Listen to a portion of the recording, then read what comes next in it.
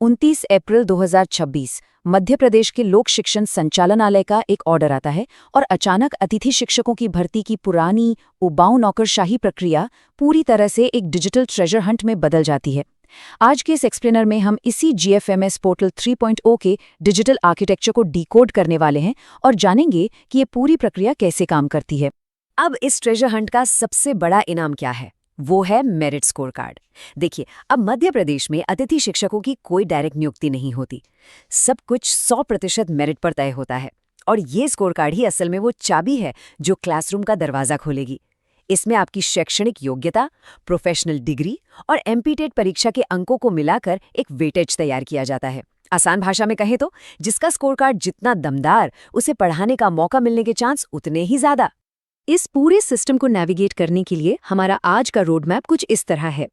पहले हम score card की इस खोज को समझेंगे, फिर रजिस्ट्रेशन और लॉगिंग के स्टेप्स देखेंगे, उसके बाद फिजिकल वेरिफिकेशन, फिर तकनीकी समस्याओं का समाधान और आखिर में डिजिटल डिवाइड पर भी बात करेंगे। चलिए आगे बढ़ते हैं।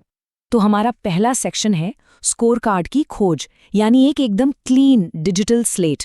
एजुकेशन पोर्टल 3.0 के जरिए 2026-27 के शैक्षणिक वर्ष के लिए सिस्टम का पूरी तरह से रीसेट किया जा रहा है। अब इस नए सिस्टम की सबसे दिलचस्प बात क्या है पता है?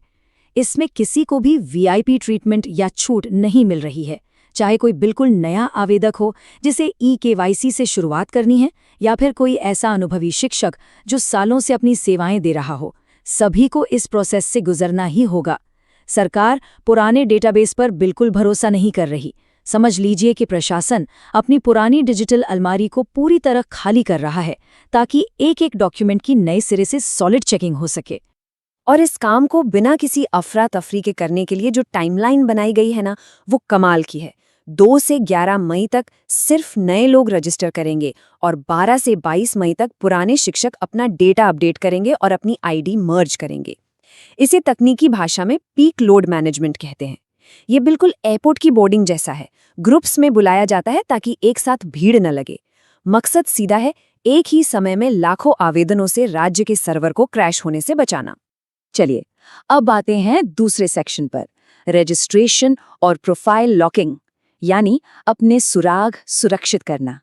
देखते हैं कि वो कौन से जरूरी स्टेप्स हैं जिन्हें फॉलो करके आप अपना स्कोर कार्ड हासिल कर सकते हैं। तो इस गाइड का पहला और शायद सबसे महत्वपूर्ण स्टेप है समग्र आईडी के जरिए होने वाला ई-केवाईसी। ध्यान दीजिए, ये कोई नॉर्मल फॉर्म भरने जैसा नहीं है। जैसे ही समग्र आईडी डाली जाती है, सिस्टम सीधा स्टेट के सिटीजन डेटाबेस से आपकी जानकारी खींच लेता है। फिर आधार से लिंक ओटीपी आपकी पहचान को कंफर्म करता है। इसका सबसे बड़ा फायदा ये है कि नाम की स्पेलिंग गलत होना या जन्मतिथि में हेराफेरी, ऐसी जो भी मानवीय गलतियां या फ्रॉड होते थे, वो अब लगभग खत्म हो गए हैं। यहाँ पे एक बहुत ही खास फिल्टर लगाया गया है। 2018 या उसके बाद की मध्य प्रदेश शिक्षक पात्रता परीक्षा यानी एमपीटेट स्कोर को एक बड़े बेंचमार्क के रूप में सेट किया गया है। 2018 में असल में एक बहुत बड़ा स्टैंडर्डाइज्ड असेसमेंट हुआ था। तो सीधी सी बात है, जिन लोगों ने 2018 या उसके बाद का एमपीटेट क्लियर किया है, इस नए सिस्टम में उनके डॉक्यूमेंट्स को साफ तौर पर प्रायोरिटी दी जा रही है। अब देखिए, सारे ओरिजिनल डॉक्यूमेंट स्कैन करके अपलोड करने के बाद जो सबसे क्रिटिकल स्टेप है, वो है अपनी प्रोफाइल को लॉक करना। ये लॉक करना कोई छोटी बात नहीं है, ये एक तरह का लीगल डिजिटल सिग्नेचर है।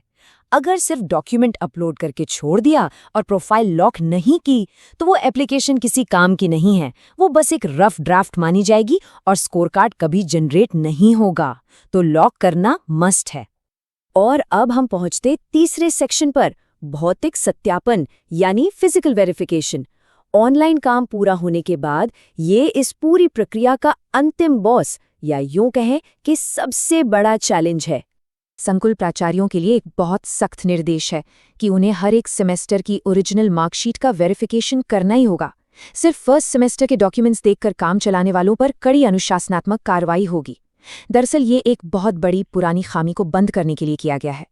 पहले लोग सिर्फ पहले सेमेस्टर की मार्कशीट दिखाकर काम चला लेते थे और आधी अधूरी पढ़ाई वाले लोग योग्य उम्मीदवारों की जगह ले लेते थे। पर अब ऐसा बिल्कुल नहीं चलेगा।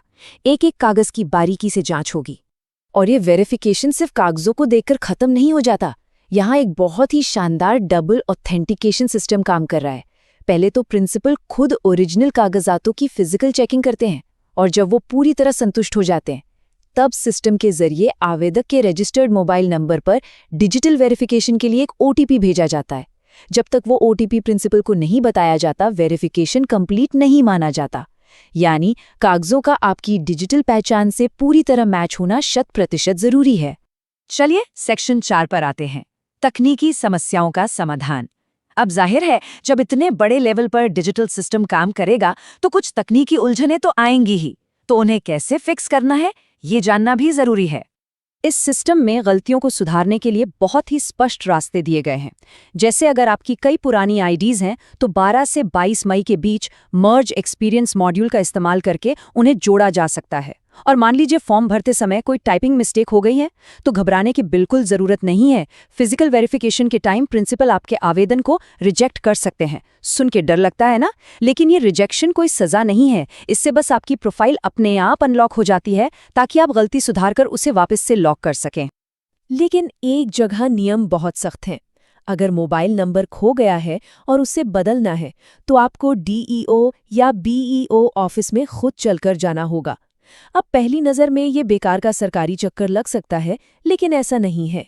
ये असल में एक बहुत ज़रूरी साइबर सुरक्षा कवच है, क्योंकि आपका मोबाइल नंबर ही इस पूरी प्रोफाइल की मास्टर की है। अगर इसे ऑनलाइन बदलने की छूट दे दी गई तो कोई भी हैकर आसानी से किसी योग्य उम्मीदवार की सीट पर कब्जा कर सकता है। और अब इस एक्सप्लेनर के आखिरी हिस्से पर आते हैं, सेक्शन 5, डिजिटल डिवाइड। इतनी सख्त डिजिटल व्यवस्था बना तो दी गई है, लेकिन इसके बड़े असर को देखना भी जरूरी है। ये पूरा सिस्टम क्वालिटी सुधारने और फ्रॉड रोकने के लिए तो एकदम शानदार है, इसमें कोई शक नहीं।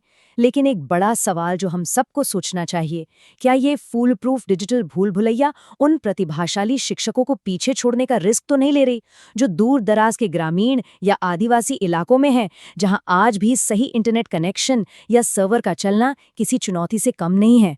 क्या सिर्फ सही टाइम पर ओटीपी ना आने की वजह से हम उन टैलेंटेड ग्रासरूट एजुकेटर्स को खो रहे हैं जिनकी असल में एजुकेशन सिस्टम को सबसे ज्यादा जरूरत है?